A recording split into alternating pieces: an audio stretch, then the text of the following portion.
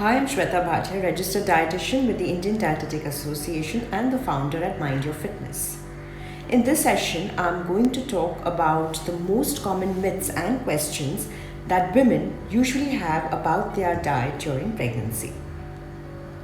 Firstly, let's talk about what you need to keep in mind before you plan the pregnancy. So, at least 6 months before you plan to conceive, you need to look into the following things. First is lifestyle correction. So you may need to quit drinking or smoking if you do, and get your sleep cycle in order. The second point is about weight loss. Now, a lot of people who are overweight may want to use this time to get on track with their diet and exercise, because this is the ideal time to follow a regime for fat loss. The third point is about your supplements. So folic acid, iron and calcium are important, and a prenatal vitamin could be added as well. Now, the fourth point is about your preconception physical exam. You need to speak to your gynecologist about this. The fifth point is about genetic risk assessment. So you can find out if your baby is at increased risk for certain diseases as well through genetic testing. Sixth point is about medication. So now check with your doctor if you're undergoing any sort of treatment or whether you need to stop your medications or change them. We come to blood tests. So now ensure that your thyroid, vitamin D and your sugar levels are within range.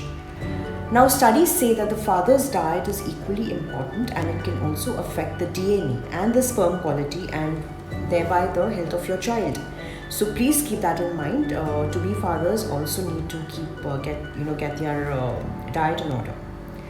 Now, how much weight should you gain? That is, if you are carrying a single child, this can be divided into 3 categories, which is based on your pre-pregnancy weight.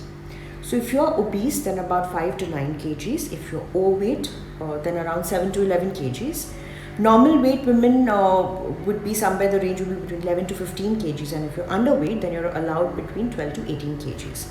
Now remember, weight gain increases the risk of pregnancy-related complications and affects the health of your child.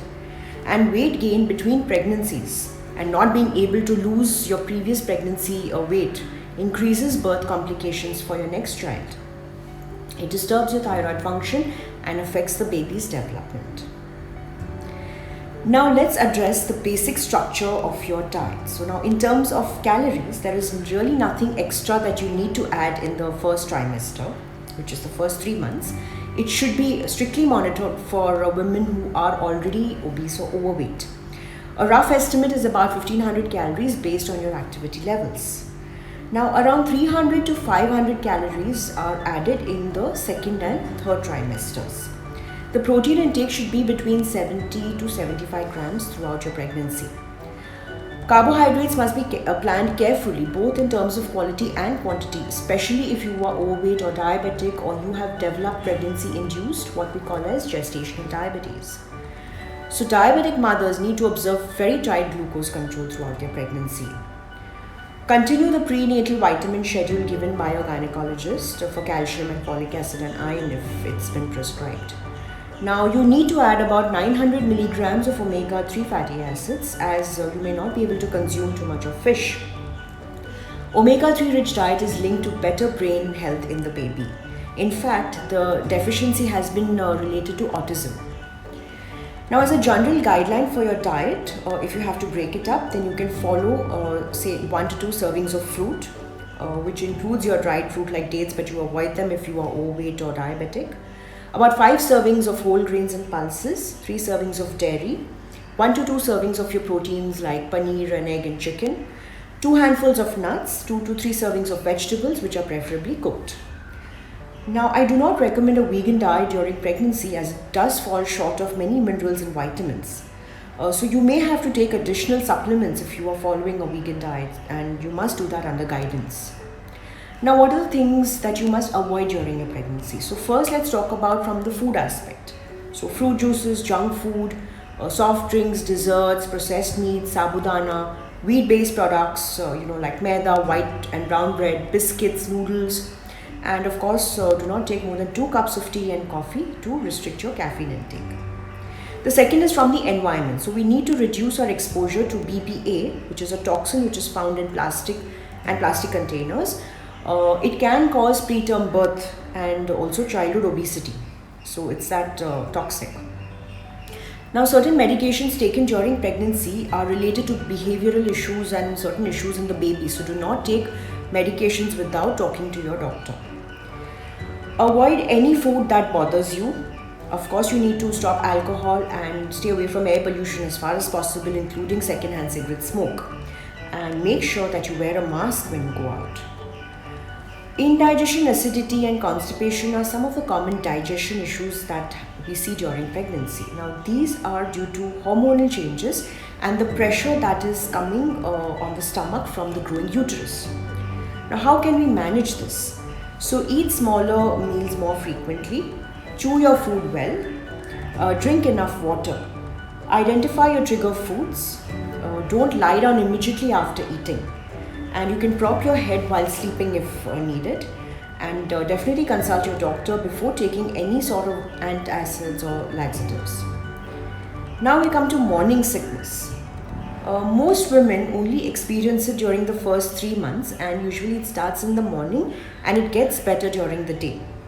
But in some women it can last throughout the day and it can go on for months. In fact, sometimes women end up losing weight if it is very severe, and then you have to consult your doctor. So let's see how we can manage morning sickness. So the first point is that you should try and go to bed early. Pick dry and colder temperature foods. Now eat well during the times when you feel less nausea. About water, you must drink water in between your meals, not with your meals. And try not to lie down too soon after eating. So give it some time, or you can just walk around a little bit. And avoid foods and smells that trigger your sickness. You can maintain a diary. Lemon, ginger, and peppermint tea can also help you. Now coming to food cravings during pregnancy. What causes food cravings? Now we really don't know the cause, but again these are related to hormonal changes which can make your sense of smell stronger, and it can also affect your sense of taste and either make you crave or dislike certain foods. So it could also signal some sort of nutrient deficiency. Now let's see how we can manage these cravings. So find healthier options as far as possible. Don't buy foods that you crave in bulk. Don't stock up on those foods.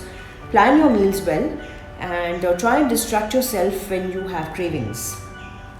Speak to your doctor if you are craving non-food items. So this is also seen in certain pregnant women. So this is an important thing to address with your doctor. Lastly, coming to exercise. Now, pregnancy means you'd have looser joints and the body center of gravity shifting. There's changes in heart rate and your blood volume. So don't try to learn a new form of exercise during this time, and whatever you do, preferably do it under guidance. If you are already exercising before pregnancy, then aim for about 150 minutes, which is 5 days a week.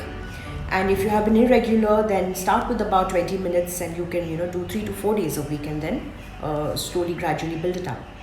Now in the first 3 months, it's supervised light to moderate weight training, yoga, swimming and walking are good to go. And as your pregnancy progresses, you should avoid balance and impact based exercises. Make sure that you keep yourself well hydrated. Of course, wear comfortable workout clothes and shoes, and make sure that you're eating well to make up for your exercise requirements. And remember, don't hold your breath or avoid exercises which increases your intra-abdominal pressure too much. Hope you found this talk helpful. See you again with another health related topic and its management.